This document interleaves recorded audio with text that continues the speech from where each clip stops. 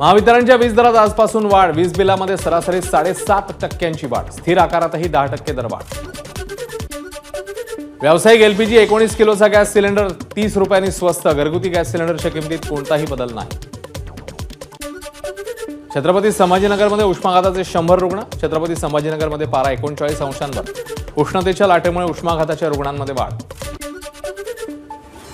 चंद्रपूरसह विदर्भातल्या काही भागात पुढील 2 दिवस उष्णतेची लाट, नागपूर वेधशाळेचा इशारा।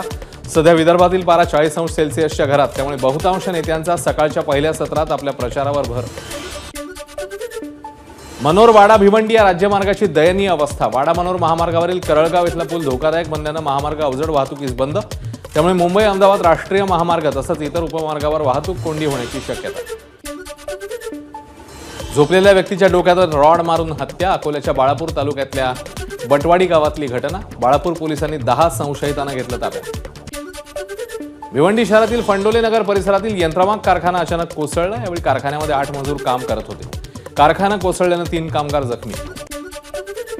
नाशिकच्या सटाणा शहरातील वृंदावन मार्केटमधील कपड्याच्या दुकानाला भीषण आग, लाखो रुपयांचं नुकसान, अग्निशमनकडनं आगीवर नियंत्रण। अमरावतीच्या बिझीलँड सेंटरमधील साईनाथ मार्केटमध्ये मध्यरात्री भीषण आग, शॉर्ट सर्किटमुळे आग लागल्याचा प्राथमिक अंदाज, 2 तासानंतर आगीवर नियंत्रण।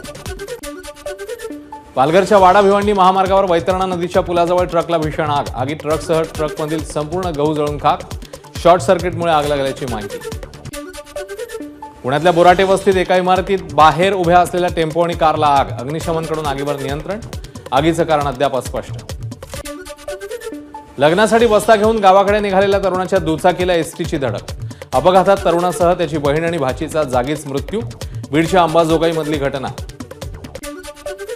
तासगाव तालुक्यातील मांजर्डे इथे ड्रग्ज तयार करण्यासाठी लागणारे 11.5 लाखाचे केमिकल जप्त, हे केमिकल कवठे महांकाळ तालुक्यातील इरळी येथील ड्रग्ज कारवाईशी संबंधित संशयितांनी ठेवले होते। सांगलीची स्थानिक गुन्हे शाखा आणि तासगाव पोलिसांची कारवाई।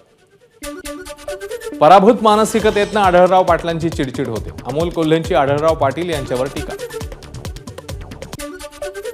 शरदचंद्र पवार गटाचे नेते रमेश बारसकरांची पक्षातनं हकालपट्टी, वंचितकडून माढ्याची उमेदवारी जाहीर होताच बारसकरांना केलं बडतर्फ।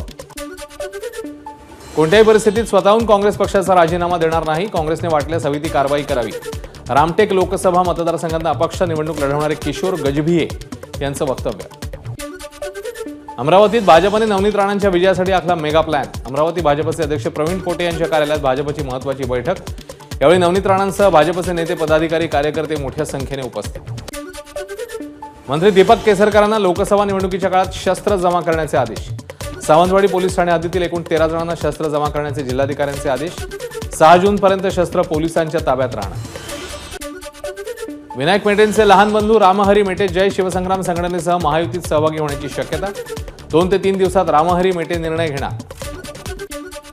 लोकसंवाद यात्रेच्या माध्यमातून नितीन गडकरी यांचा नागपूरमध्ये जोरदार प्रचार, आज उत्तर नागपूर विधानसभा क्षेत्रात लोकसंवाद यात्रा, गेल्या वेळेला फक्त उत्तर नागपूरमधूनच भाजप पिछाडीवर होते। उत्तर नागपूर परिसरात 11 जेसीबी मधून नितीन गडकरींवर फुलांचा वर्षाव, यात्रेमध्ये मोठ्या संख्येने भाजप कार्यकर्ते सहभागी। उत्तर नागपूरमधून पिछाडी यंदा भरून काढणार, उत्तर नागपूरमधून यंदा किमान 30 ते 40 हजारांची आघाडी घेऊ, नितीन गडकरींना विश्वास। चंद्रपुरात सुधीर मुनगंटीवारांच्या प्रचारापासून आमदार किशोर जोरगेवार अलिप्त, महायुतीच्या उमेदवाराकडून संपर्क झालेला नाही, त्यामुळे मी प्रचारात दिसत नाही, कदाचित त्यांना माझी गरज नसेल, किशोर जोरगेवारांची प्रतिक्रिया। केंद्रीय मंत्री नितीन गडकरी यांच्या विरोधात नागपुरात काँग्रेसकडून मैदानात उतरलेल्या विकास ठाकरेंची पदयात्रा, विदर्भातलं तापमान पाहता उमेदवारांचा सकाळच्या पहिल्या सत्रात जास्तीत जास्त प्रचारावर भर। राष्ट्रवादी काँग्रेसचा धाराशिवचा उमेदवार अखेर ठरला, धाराशिव लोकसभेकरता विधान परिषद आमदार विक्रम काळेंचं नाव निश्चित, विक्रम काळे राष्ट्रवादी काँग्रेस पक्षाचे विधान परिषदेतले आमदार।